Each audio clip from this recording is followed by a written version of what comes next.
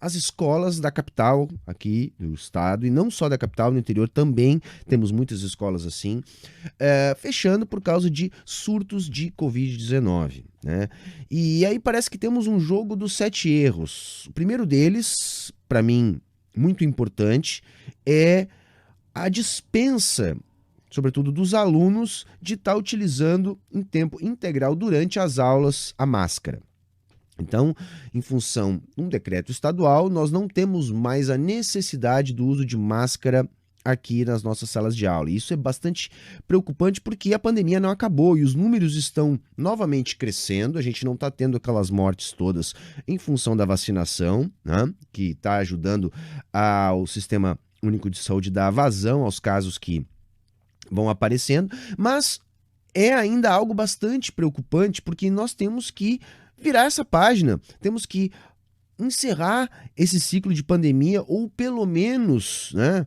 Há quem diga que isso nunca vai ser encerrado totalmente, mas ou pelo menos a gente tem que mudar esse quadro de ameaça constante de uma nova onda, de um novo agravamento e também a questão toda que a gente tem dessas novas cepas que estão aparecendo e que aparecem e que a gente não sabe exatamente o que pode acontecer se a gente não conseguir conter isso tudo. Então, é complicado, gente. Você passar a manhã inteira ou a tarde inteira numa sala de aula com 30, 35 alunos, né? Por mais que as janelas fiquem abertas, coisas assim, todo mundo sem máscara.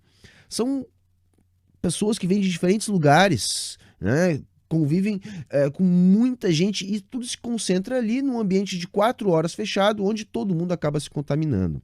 E o que eu pude perceber na dinâmica que está potencializando esses surtos de Covid nas escolas? Você tem os sintomas, vai no posto de saúde, né, e lá você é testado, vamos dizer assim. O teste tende a dar negativo, por quê? Pelo que me informaram no posto de saúde, você só vai testar positivo lá no 3º dia. Mas se no primeiro dia de sintoma, você vai no posto, vai lá, testa negativo. E aí fica a critério do médico que lhe atendeu de lhe dar o atestado ou não.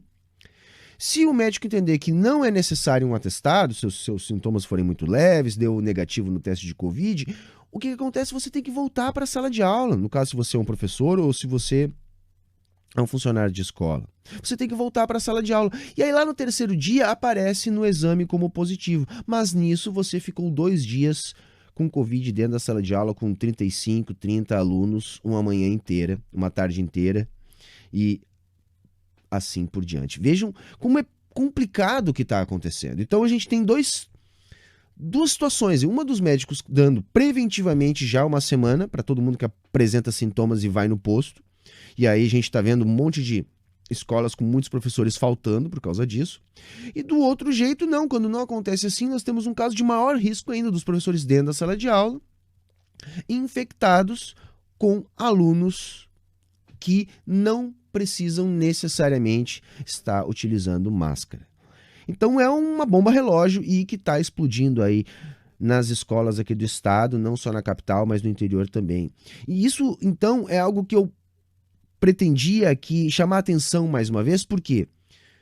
Porque o mínimo que a gente pode pedir é que, primeiro, mude essa dinâmica, que os professores tenham como se afastar da sala de aula aos menores sintomas gripais, que eles não precisem de um atestado, a partir de uma testagem que tenha que dar positivo, até por causa dessa situação de o teste só aparecer lá no 3º dia, e outra, o uso da máscara dentro da sala de aula. Não adianta nós professores utilizarmos, as equipes utilizarem, a gente recomendar. Muitos estão agora divulgando cartas de recomendação para que os alunos utilizem. Gente, quando você vai cobrar o aluno já sabe até qual é o decreto que ele tem que citar ali para o professor para dizer, olha, eu não quero usar máscara, não sou obrigado a usar máscara.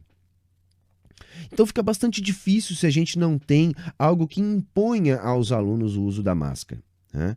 Então eu queria chamar a atenção para essa hipocrisia. E tem um outro problema. Aí o que acontece?